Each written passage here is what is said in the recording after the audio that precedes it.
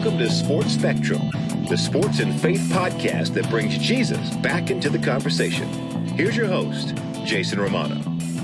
Hey everyone, welcome to Sports Spectrum. I am Jason Romano. Our email address, jason@sportspectrum.com. jason@sportspectrum.com. You can reach me there and check out our website, sportspectrum.com. And we are presented today by Compassion International, the most trusted child development ministry in the world. Every child, through Compassion, is discipled in the Word of God. Over 150,000 children have chosen to follow Jesus Christ in the last year alone because of Compassion. Learn more by going to the website, compassion.com/sportspectrum, and pray about releasing a child from poverty today. We're also presented by IJM, International Justice Mission. And I want you to really think about how you can become a freedom partner, setting slaves free, putting owners behind bars. Man, the work that IJM does is so important. Check out their website, ijm.org/TF, ijm.org/TF, and learn how you can join the fight to end slavery in our lifetime today.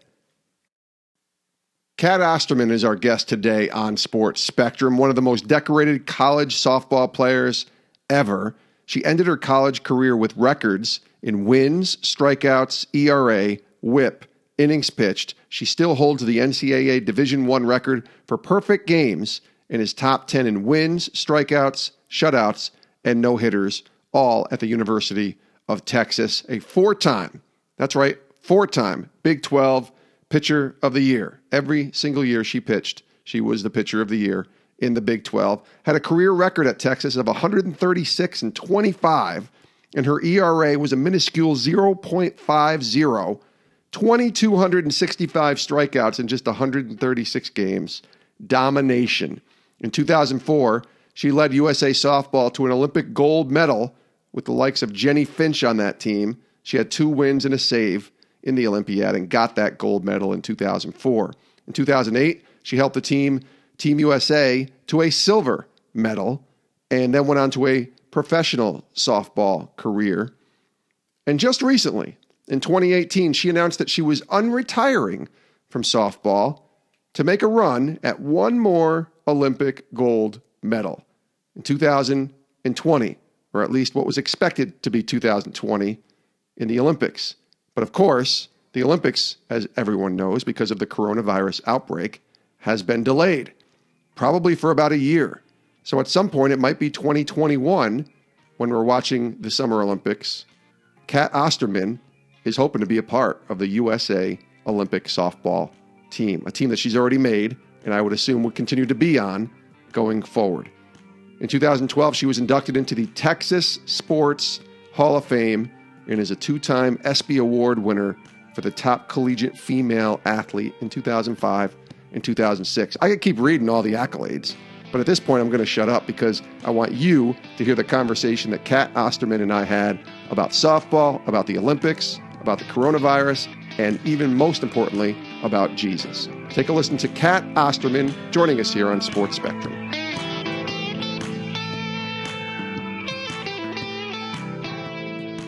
Kat, welcome to Sports Spectrum.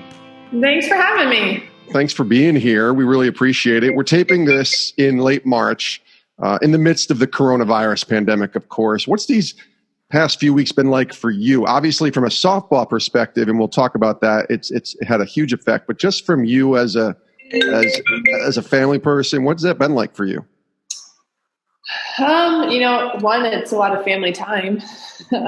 Which can be good or bad, right? Right. USA softball tour was suspended on March 11th. And at that point in time, we all headed home. And so we've been home since then. And, it means homeschooling my stepdaughter on the weeks she's with us. It means trying to figure out, how to work out still. I have a Peloton, so I'm on that daily. I think I made a joke this morning with somebody. I think I'm on a 10-day streak, so I'm trying to see how many days in a row I can go, knowing I'll never touch this streak again after that. There you go. But then it's just one of those of trying to also keep doing some body weight circuits or lightweight circuits, whatever I have at the house. I wish that, we could all have a full gym at our house, but unfortunately that's not the reality of things. So Sure. The few weights I have, I'm trying to do them as much as possible just to keep moving. I mean, I know at my age right now, if I stop, it's going to be hard to start again. So we're just going to keep going. That's kind of what happened here, right? For you, in the sense of when you unretired from softball, you kind of had to start this whole cycle of getting prepared and getting ready to participate in Olympics, what was supposed to be this summer. So you got to keep that going if you want to keep going in 2021, right? Yeah. So we were, 4.5 months away from being able to take the world stage. And so, now, we're not quite sure when they're postponed to yet, but we have at least another 6 to 8 months to prepare, and if not 12, and hopefully we can make the most of that. But it's, you stop right in the middle of actually when we were ramping up. Yeah. And you have to take a step back and figure out, okay, without knowing the exact date, what do I have to do? So there's so many unknowns, but I think as an elite athlete, you can always adjust, and so that's kind of what we're doing, is trying to accommodate and adjust. What was the initial reaction to hearing the news that the Olympics were postponed? Were you surprised that it actually took as long as it did? Did you think it would be sooner, later? What was your reaction? I wasn't shocked at all. I was expecting it. As I said, we suspended tour on the 12th, pretty much the same time NBA came out, or right after NBA came out and canceled or suspended their season for the time being. Yeah. And I just knew inevitably it looked like it was going to go that way. I mean, you have entire countries shutting down, and slowly but surely the U.S. is following suit. And not only are we talking about people's health of putting, 11,000 athletes or however many athletes in one place together within 4 months, but at the same time, the Olympics are about being the best of the best, competing all together. And when your training is impacted the way it's going to be with so many of us, you're not going to get those athletes best. And so I think it was inevitable. I mean, it's a little bit of a disappointment, but at the same time, I kind of expected it. So for me personally, it was more of a relief of, okay, at least we know it's postponed. And now once we get a date, you can set a new plan and start to work again. When did this kind of, I guess this whole thing kind of enter into your radar? For me, it was the Sunday before the NBA got suspended, and that was kind of the catapult to everything else going away. I was at church, and we had church service, but we weren't shaking hands that week. We were elbowing, and we had a lot more hand sanitizer than we normally did, but it still wasn't like this is going to just take over and impact the way it did. When did that start to go on your radar? Well, I think there was a point in time when we were on tour and, we were told only use the pens that they were handing us. So don't take a pen from a fan, and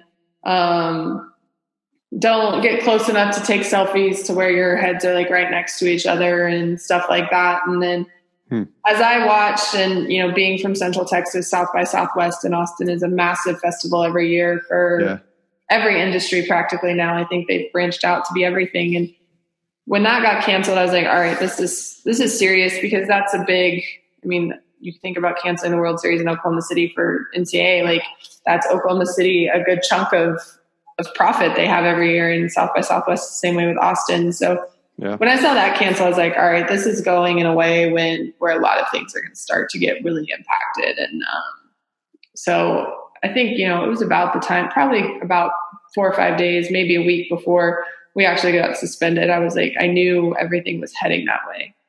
Yeah, it just kind of, and then when the NBA suspended and Rudy Gobert got tested positive, that changed everything. And I think it was only just a matter of time, a couple of days later. I've been asking these questions all week, and the people I've been interviewing since the pandemic.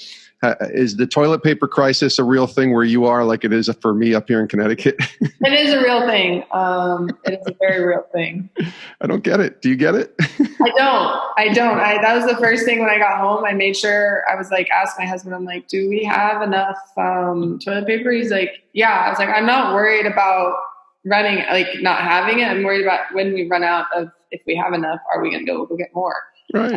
But we're okay for right now. But yeah, you go down the toilet paper aisle and it's relatively empty. And I'm just like, why that of all things? Was there a message I missed that toilet paper solved the coronavirus? Yeah, I don't get that. Hopefully it'll be back in stock pretty soon. Osterman is our guest here on Sports Spectrum. Let's learn about your story. This was originally why we wanted to have you on anyways, before the whole pandemic, and certainly to talk about the Olympics, but we wanted to hear your story of sports intersecting with your story of faith in Christ. So take us back, maybe when you were a kid, certainly where softball started entering the picture for you, and even maybe where your faith was during that time.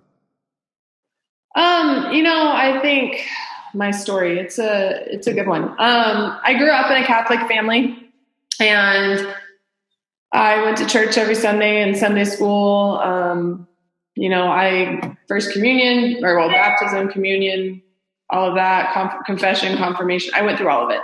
Mm-hmm. And about the time I was in confirmation, they made a comment to us about, if you don't feel like your relationship with the Lord is at a point where you should be doing this, you need to talk to your parents. And I didn't really feel like I had a relationship with the Lord at that point in time.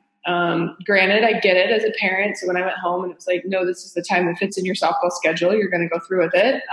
Sure. And not a forced, but just there's really not another time. So I was confirmed, and then, you go to college and you have the choice on Sundays if you're going to go to church or if you're going to decide to sleep in. And for me, sleeping in and going to the softball field took precedence. And so slowly but surely, I kind of drifted. And I know my mom was born and raised Catholic, went to Catholic school all the way through her schooling prior to college. So I know that tugged at her a little bit. I would still go to church when I'd go home with them most of the time. But I just I drifted from it. And then just not really ever feeling the void. Didn't really think much about it until probably till I was like 27, 28, maybe.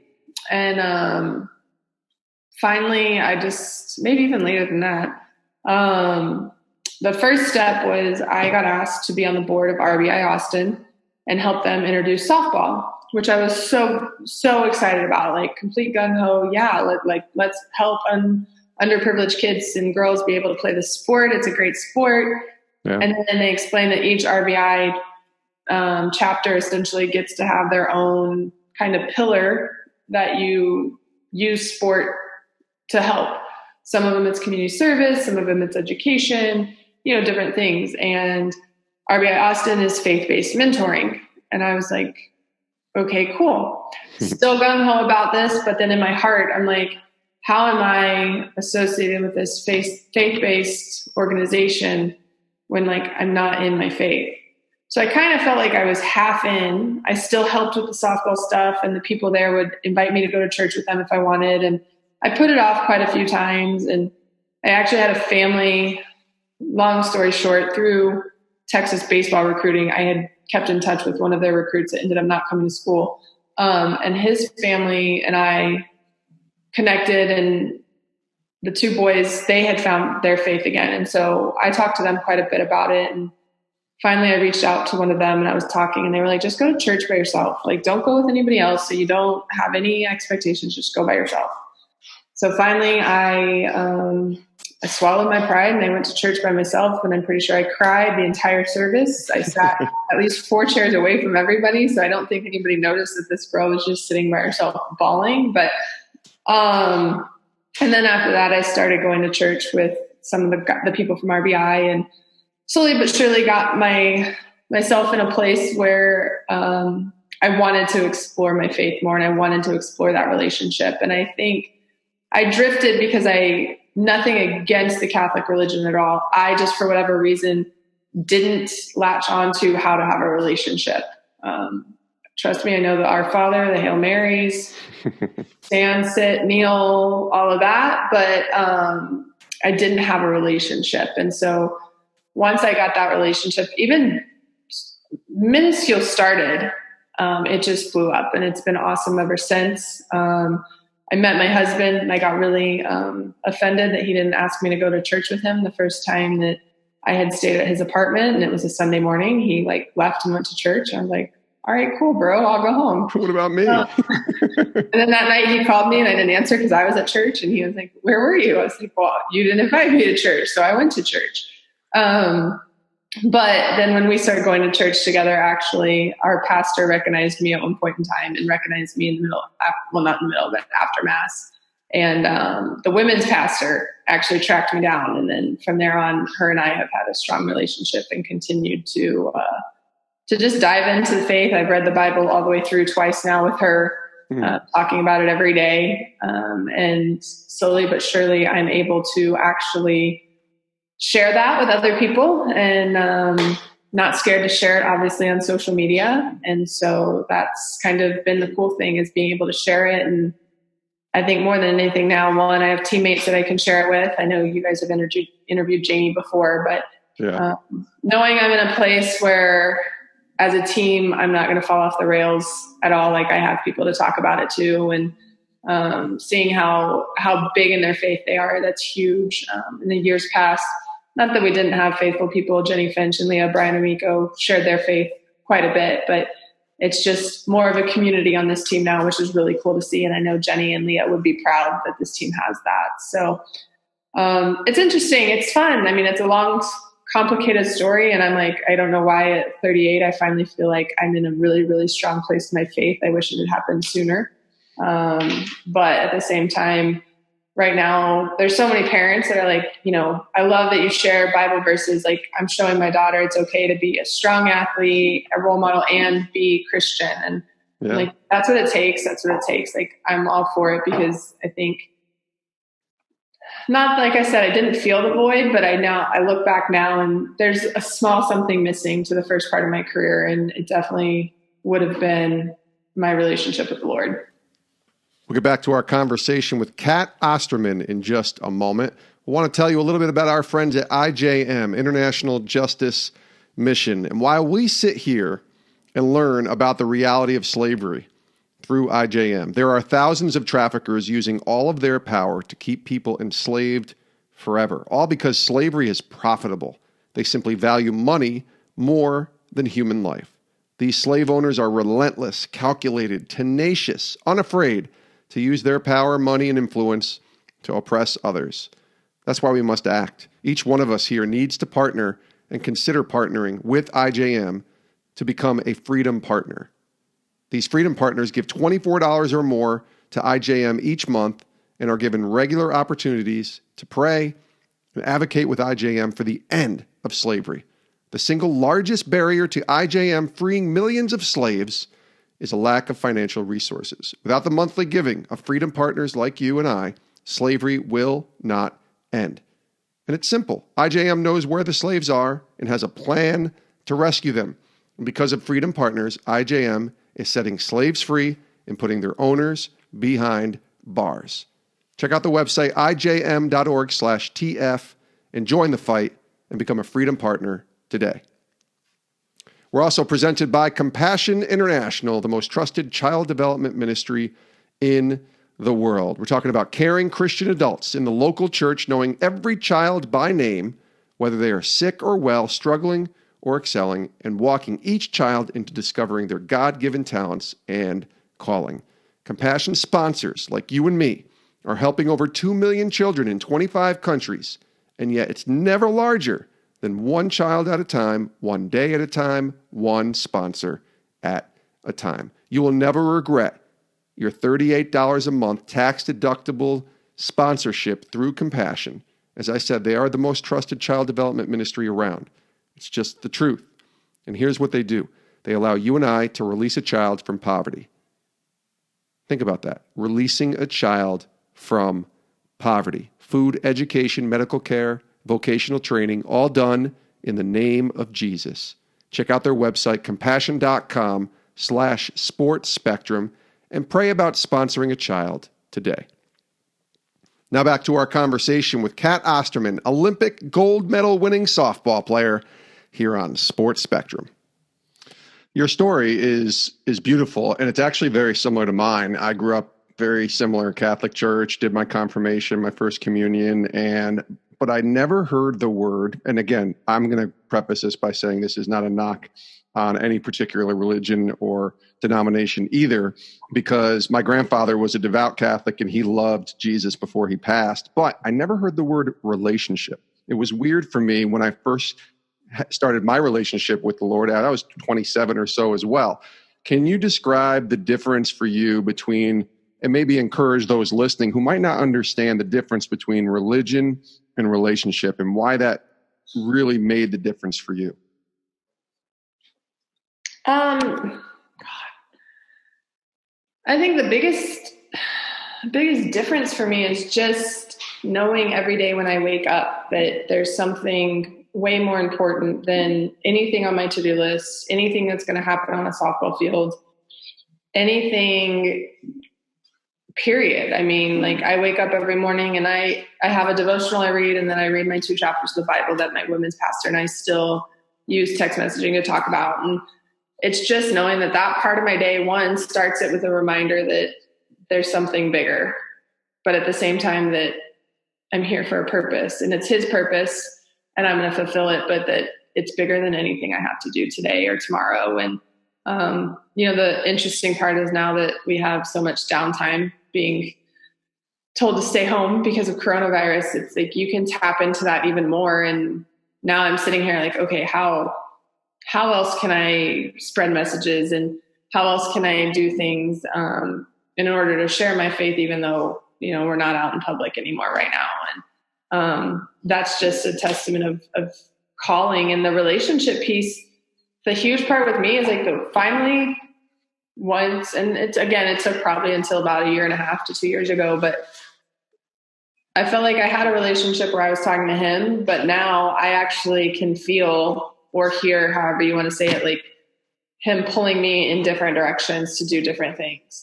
Where before it was, driven by whether it was what's going to make money or what logistically fit in my schedule. Like now, sometimes I actually have urges or ideas that I know are a calling versus just a want.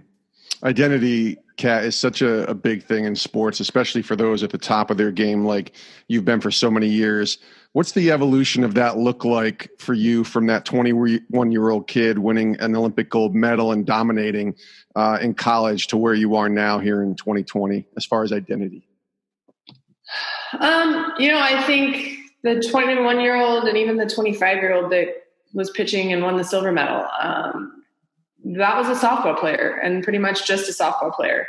I think the only other thing you could have possibly added, or that I would have said, is like I was a good friend to, my very close circle of friends.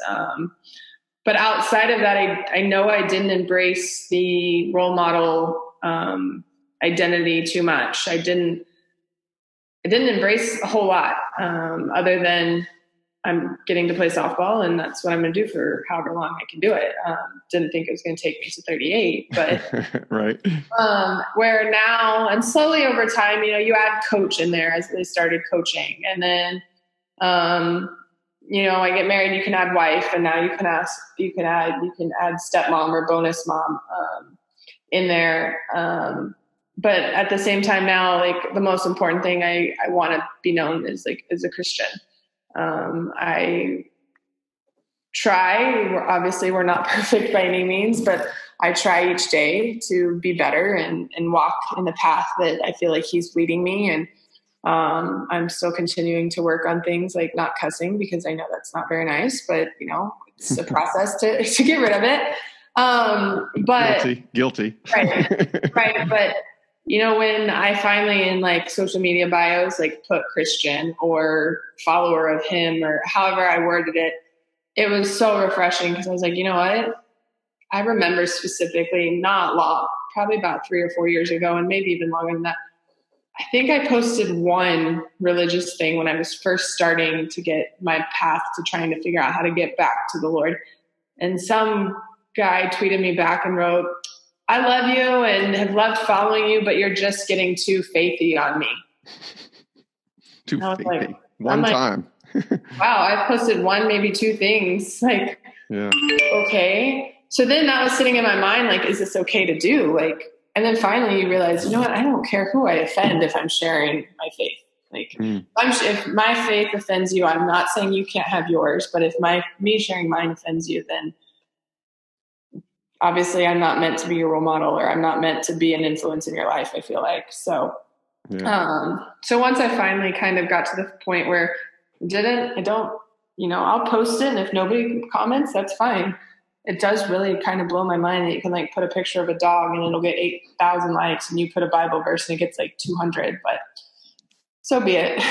But it's the 200 that, the 8,000 likes of your dog will open up a door for potentially reading a Bible verse on your social media page, right? True. Yeah. Cat Osterman. Do people say that, by the way? I've been saying Cat Osterman because cat and at. Am I the first? Please tell me I'm not the first person. You're not the first person. Okay, good. Because I'm trying to be professional here and I'm really screwing it up. But Cat Osterman is joining us here on Sports Spectrum. Last couple questions here with Cat. Let me ask you, we didn't really talk about the moment that you realized you wanted to unretire from softball to come back and be part of the Olympic team. Can you take us back to that moment? Yeah. Again, that literally is I felt a calling. Don't get me wrong, the competitive athlete in me, once the idea was put in my head, wanted to run with it too. But the more I sat down and thought about it, I had, through social media, connected with Aubrey Monroe a little bit. Yeah. I don't remember what it was that had pushed me to reach out, but somehow we had connected. And, so I kind of gotten to know her. Obviously, I'd followed Jennie and them a little bit on Church in the Dirt and stuff. And so then the idea to come play again kind of gets thrown around in my head, and I'm talking about it and thinking about it. And then finally one day it was like, you know what? There's a reason that somehow I was compelled to reach out to Aubrey when I didn't really even know the girl. I mean, obviously I'd watched her play at Florida, but I had no relationship with her whatsoever, other than following her on social media. And having spent maybe a couple hours in a scrimmage, because I had talked about playing again, and I went down to throw to make sure that was still possible, and she was there, but still didn't strike up a friendship there. It was more of just a chance meeting kind of thing.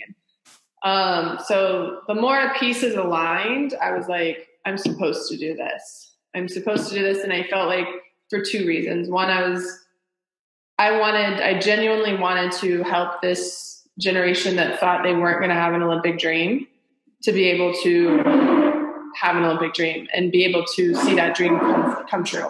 And I felt like I was still in a physical capability where I could help the team do that. And then twofold, I think, in my journey is, I have my own personal time with Christ, but I don't talk about it a lot. But obviously, Jennie, Aubrey, Allie, they all do, which is so cool. And so I think I was supposed to help them hopefully achieve their softball dreams. And I think along the line, they'll be able to help me get out of just having my personal relationship and sharing it a little more. And I have a little bit. It's been cool. And, Jennie specifically has led some things that I try to go wholeheartedly and dive into and be vulnerable a little bit. But I just think it's a twofold. And so I looked at it as an opportunity for both to help them, but at the same time, I felt like I would be able to grow from these people, from these women that have been walking with Christ so faithfully and outwardly for a while. And then you actually have to try out and make the team, right? Like, they're not just saying, well, you're Cat Osterman, let's just put you on the team. You had to actually make it, right? Yes, I did. So I actually decided to play again probably in the fall of 2017. I didn't make that public until October of 2018.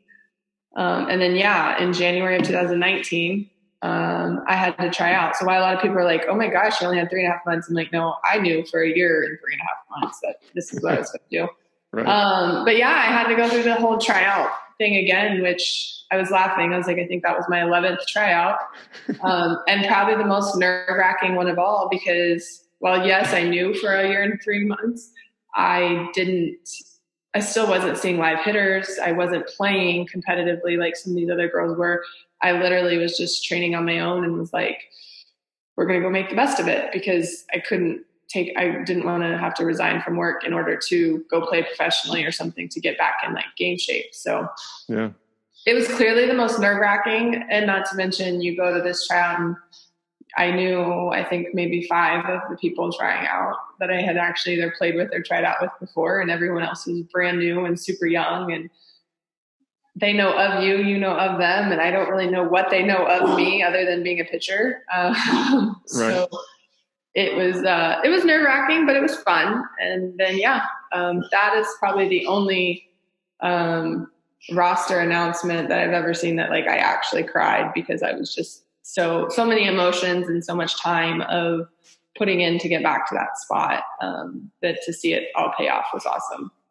Can only imagine. This has been great. Thank you so much for being here, Kat. And as we close, the last question, and we asked this to all of our guests. We actually had Aubrey on as well on the show. We had Janie, we've had Jennie Finch on. We asked them all this question: what's the great lesson the Lord is showing you and teaching you right now? We all get taught something new. I like to tell people every day from God. What's he showing you? What's he teaching you right now?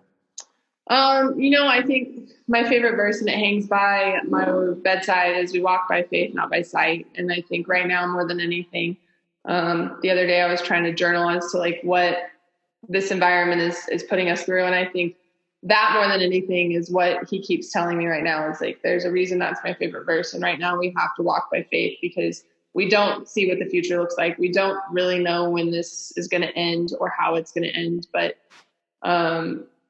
we have to have faith that it will, and then everything will be okay at the end. And, even for us as a team, like, we just have to have the faith that it's going to all play out. We're going to get to go to Tokyo and play. But, it's kind of, I keep saying we're not in control. Like, we only can control so much. And so we have to remember that. But at the same time, while we're not in control, we have to have faith that he who is in control is going to put us in the right position. That's good wisdom there from Kat Osterman, Olympic gold medal winning softball player. Hopefully you'll be a 2-time Olympic gold medal winning softball player. We'll see. But Kat, this has been great. Thanks so much for sharing your softball story, but even more sharing your story of faith. All the best to you. Thank you. Great stuff there from Kat Osterman, Olympic gold medal winning softball player. And listen, I mean, she's just one of the greatest softball players we've seen, at least in the last 30 years, if not ever. Her numbers, I read all the accolades in the beginning of the interview, and certainly being a 2-time Olympian and hopefully a 3-time Olympian as we get ready for what looks like now is going to be the 2021 Summer Olympics. But I really do appreciate Kat for coming on and sharing her faith story. It's a good one, and it's one that's still a work in progress, but honestly, we all are. We are all a work in progress. We've never made it. Nobody's perfect, and I don't care how you sound or what kind of platform you have. Stay humble and remember that none of us have made it to where we got to be until we leave this earth. But Kat Osterman, man, what a great testimony and a great encouragement for me. Check her out on Twitter at Kat Osterman. She's also on Instagram as well. Give her a follow there. Tag her. Let her know that you heard her story here on Sports Spectrum. We appreciate Kat. We also appreciate you for listening. Thank you so much for being a part of our show today. We also want to give a shout out to our sponsors today, IJM International Justice Mission and Compassion International. We love them both and are so glad that they are partners with us here in the Sports Spectrum ministry. Check out our website, sportspectrum.com. That's the home base for all of our content, the intersection of sports and faith. And do us a favor, whatever app that you're listening to this podcast on, click that subscribe button so that you never miss an episode of Sports Spectrum's podcast. We got a ton of interviews, a ton of archival content that you can go back and listen to right there on Sports Spectrum. Just appreciate you. Thanks for listening, and we'll see you next time right here on Sports Spectrum's podcast. I hope you all have a great rest of your day and stay safe.